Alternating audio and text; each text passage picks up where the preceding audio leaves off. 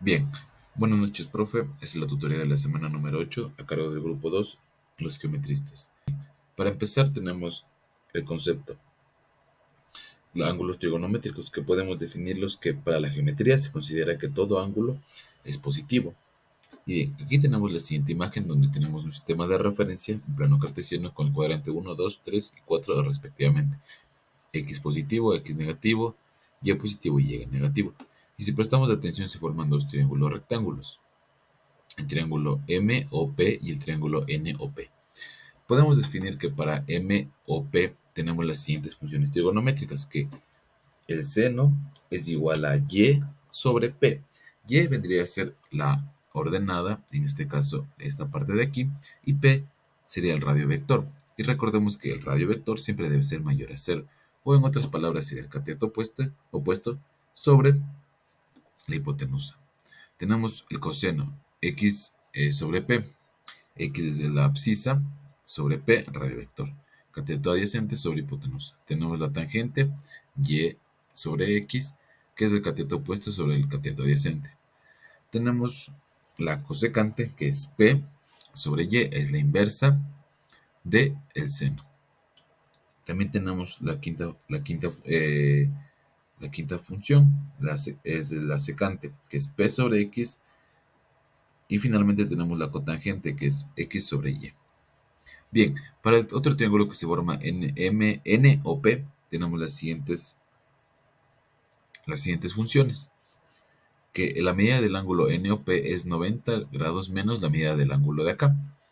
El coseno es 90 menos el ángulo, la medida del ángulo es igual a Y sobre P. Cotangente 90 menos el ángulo es igual a Y sobre X. La cosecante es 90 menos la medida del ángulo es igual a P sobre X. El coseno es 90 menos la medida del ángulo igual al seno. Cotangente es 90 menos nuestro ángulo es igual a la tangente del ángulo mismo. Y finalmente tenemos la cosecante, que es 90 menos el ángulo es igual a la secante del ángulo.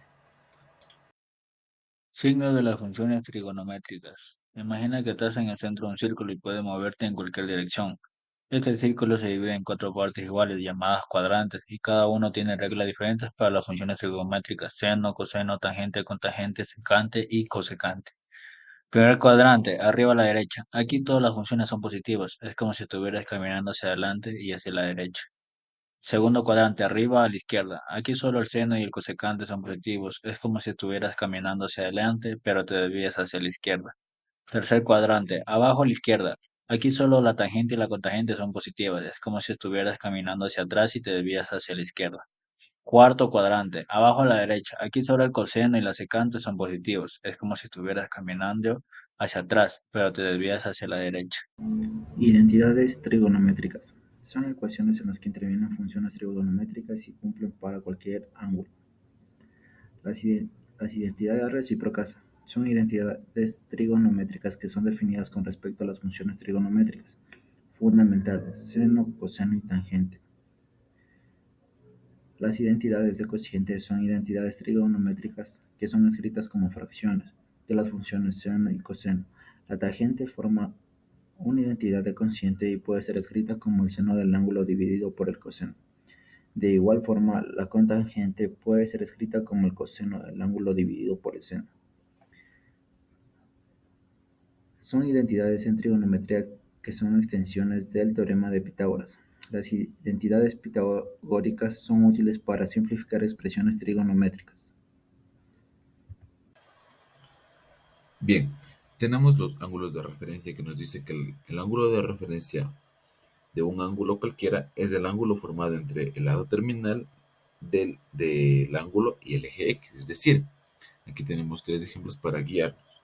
Tenemos el siguiente postulado, que nos dice que la función trigonométrica de cualquier ángulo es igual a la misma función trigonométrica de su ángulo de referencia, con el signo que tenga la función en el cuadrante en el que termina el ángulo.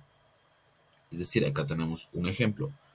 Podemos concluir que si la medida del ángulo alfa más la medida del ángulo beta es igual a 180, entonces el seno de alfa es igual al seno de beta. Y también podemos concluir que si la medida del ángulo alfa más la medida del ángulo beta es igual a 180, el coseno de alfa será el menos coseno de beta. Y bien, para finalizar, tenemos las siguientes funciones trigonométricas que se pueden aplicar en la suma y la resta para facilitar la resolución de algunos problemas. Tenemos que el seno del ángulo alfa más beta es igual al seno de alfa por el coseno de beta más el seno de beta por el coseno de alfa. Tenemos que el coseno del ángulo alfa más beta es igual al coseno de alfa por el coseno de beta menos el seno de beta por seno de alfa. Tenemos la tangente de alfa y más beta es igual a la tangente de alfa más la tangente de beta que divide a 1 menos la tangente de alfa que multiplica la tangente de beta. Esto puede ser un poco complicado de explicar, pero ya con la aplicación de los ejercicios va a ser un poco más fácil. Tenemos para en este caso la resta. El seno del ángulo alfa menos el seno del ángulo beta es igual a seno de alfa por coseno de beta menos seno de beta por coseno de alfa. Tenemos el coseno de alfa menos beta es igual al coseno de alfa por coseno de beta más seno de beta por seno de alfa. Y finalmente tenemos la tangente. Alfa menos beta es igual a la tangente de alfa menos la tangente de beta sobre 1 más tangente de alfa por tangente de beta. Muchas gracias. Ley de senos. Imagina que tienes un triángulo como una montaña. Esta montaña tiene tres lados, que llamaremos A, B y C, y tres picos que llamaremos A mayúscula, B mayúscula y C mayúscula. Cada pico tiene un ángulo y cada lado tiene una longitud. La ley de seno nos dice que si divide la longitud de un lado por el seno de su pico opuesto, siempre obtendrás el mismo número, sin importar el lado o el pico que elijas. Por ejemplo, si divide la longitud del lado A por el seno del pico A, obtendremos el mismo número que si divide la longitud del lado B por el seno del pico B o la longitud del lado C por el seno del pico C. Esto es útil cuando conoces la longitud de un lado y el tamaño de dos picos, o la longitud de dos lados y el tamaño de un pico. Con esta información puedes usar la ley de senos para encontrar longitudes de los lados restantes o los tamaños de los picos restantes. Ley de cosenos. La ley de los cosenos es usada para encontrar las partes faltantes de un triángulo oblicuo, no rectángulo, cuando ya sea las medidas de dos lados y la medida del ángulo incluido, no conocidas el ángulo lado, o las longitudes de los tres lados lado, lado, lado, son conocidas en cualquiera de estos casos. Es imposible usar la ley de los senos porque no podemos establecer una proporción que pueda resolverse. La ley de los cosenos establece que C2 es igual a A2 más B2 menos 2 veces AB coseno de C. Esto se parece al teorema de Pitágoras, excepto que para el tercer término y si C es un ángulo recto, el tercer término es igual a cero, porque el coseno de 90 grados es cero, y se obtiene el teorema de Pitágoras, así el teorema de Pitágoras es un caso especial de la ley de los cosenos.